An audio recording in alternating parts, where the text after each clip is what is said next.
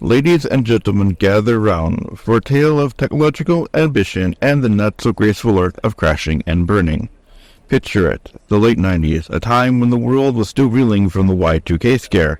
Boy bands reigned supreme, and the Nintendo 64 was poised to revolutionize gaming as we knew it. But wait, what's this?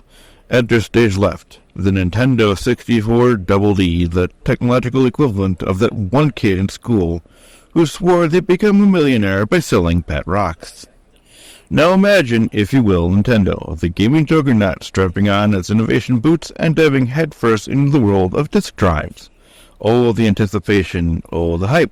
But alas, dear friends, like a souffle left too long in the oven, or a plot twist in a B-movie gone terribly wrong, the N64DD arrived with all the fanfare of a deflated balloon at a birthday party. It was the kind of flop that would make even a pancake feel bad about its flatness.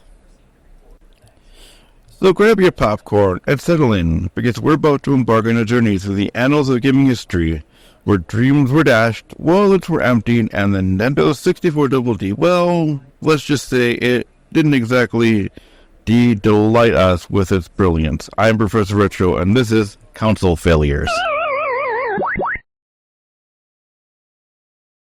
It's 1993, and Nintendo announces a new project called Project Reality. Project Reality was exploring new options for data storage. Regarding the project, a spokesperson for Nintendo stated, "It could be a cartridge, it could be a CD, or something we've never done before." And in 1994, then chairman of Nintendo of America stated, "Right now cartridges offer faster access time and more speed of movement and character than CDs, so we'll introduce a system with cartridges, but eventually the problems with CDs will be overcome. When that happens, you'll see Nintendo use CDs as a storage medium for our 64-bit systems."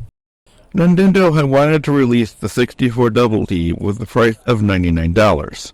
However, Nintendo's engineer manager Jim Merrick had said, "We are sensitive to the cost of the console. We get an 8-speed CD-ROM mechanism in the unit, but in the under 200 console market, it would be hard to pull that off," describing the reason for a proprietary floppy disk instead of CDs. However, Nintendo's game designer has stated that CDs hold a lot of data. Double D holds a moderate amount of data and backs the data up, and cartridge ROMs hold the least data and process the fastest.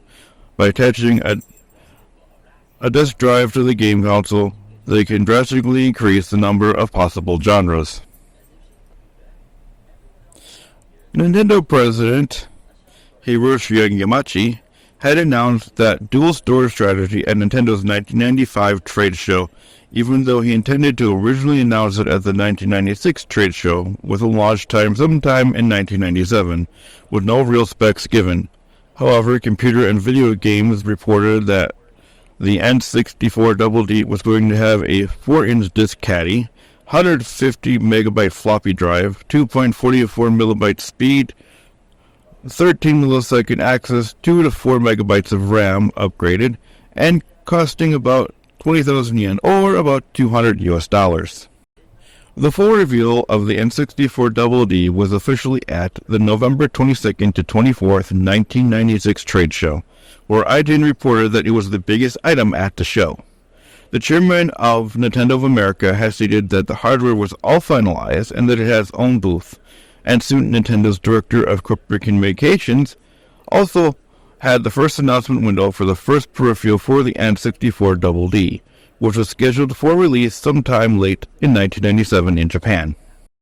Core Magazine said Nintendo's representatives insisted the system would be aggressively supported by third parties and Nintendo's internal development teams, with planned sequels for Mario 64, Zelda 64, and 2 original titles being Cabbage and Emperor of the Jungle, and a few well-known developers at the time being Konami, Capcom, Enix, and Rare. However, Rare discounted all rumors of the peripherals and pending pre-release cancellations. Some people flew from all over to see it, and some who've already received development kits. They got to see a prototype in a glass case, although it wasn't fully operational at the time. However, there was a makeshift demo of Zelda 64, which was running from a disk. and an improvised disc compression version of Mario 64 to demonstrate how the drive operated and performed, and a graphics application mapping the audience's photographical portraits onto live 3D animated avatars, a feature which was ultimately incorporated and released in 2000's Mario Artist Talent Studio and the Capture cassette. The event showcased a music and animation game created by Software Creations called Creator. However, there was no operational version of the game, but they touted that it would allow players to create their own levels, and the concept was soon absorbed into Mario Artist Paint Studio, and then the 64DD would be bundled with a RAM expansion cartridge. The 64DD was noted for 2 years of development delays, which then created a huge amount of delays and complications with other businesses and product launches from Nintendo and its partners alone. With the cancellation of 1998 Space World due to the lack of completed software, the 64DD was known as the most elusive piece of vaporware by IGN at the time. On June 18, 1997, at E3's pre-show press conference, Nintendo lacked a prototype to display, with Howard Lincoln saying that they are not releasing the device until a suitable number of software was released for it. There's supposed to be 20 games in development for the 64DD, including Donkey Kong 64, a Mario 64 sequel. The projected Japanese release date was still the same, however. The American release was set to sometime early 1998, and then possible launch titles could be SimCity 64, Mario Artist, Pocket Monster, and Mother 3. At Space World from November 22nd to November 24th, 1997, the 64DD was shown, and Nintendo announced yet another delay from March 1998 to June 1998 with no international release. In December of 1997, during an interview, Shinji Miyamoto and, I'm going to butcher this, Sangesto Ito, Miyamoto confessed the difficulty of describing and justifying the mysterious peripheral to a curious public, and Ito would have been easier if the DD was already included when the N64 was released, and that's harder to explain after the fact. Even more delays were announced, with the American release to be late 1998, and the Japanese release would be in June of 1998, which then adjusted to be April 3rd, 1998. That would be launched within the year. When E3 1998 came about, the 64DD seemed to be rather absent, and it was announced that it would be launched in 1998, and the 1999 launch was very questionable, to which Next Generation magazine described it as being as close to dead as we can imagine. On April 8, 1999, IGN announced the launch date for the DD and the nearly completed Mario Artist to be sometime in June 1999. And at May 1999 E3, it was revealed that there was no release outside of Japan and that Nintendo expected to sell 500,000 units. Finally, the 64DD was launched December 13, 1999. However, it was only in Japan. It was packed with a RandNet starter kit and 6 games bi-monthly via mail and 1 year of internet service. On August 25, 2000, at Space World, Nintendo launched both the GameCube and the Game Boy Advance. It was the unofficial discontinuation of the 64DD, with IGN calling it DD dead. And that during that event, Nintendo didn't even talk about the 64DD or its hardware, and that if you had asked about it to Nintendo, they might have kicked you out.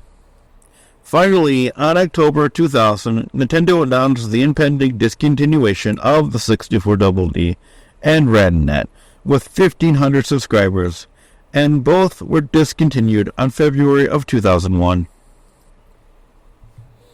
And there you have it, folks, the rise and fall of the Nintendo 64DD. It was a tale of innovation, ambition, and ultimately unfulfilled potential. While it may have fallen short of its lofty expectations, the 64DD remains a fascinating chapter in gaming history. If you enjoyed this journey through the highs and lows of the Nintendo pioneering add-ons, don't forget to smash the like button, subscribe to our channel, and for deep dives into gaming's past, present, and future. And hey, let us know in the comments below, what are your thoughts on the 64-Bully? Did you ever get a chance to experience it? We love hearing from you. Until next time, keep gaming, exploring, and remember, sometimes even the most ambitious endeavors can end in absolute failure. And it's in those failures that we often find the seeds of innovation to the future. Thanks for watching, and we'll see you in the next video.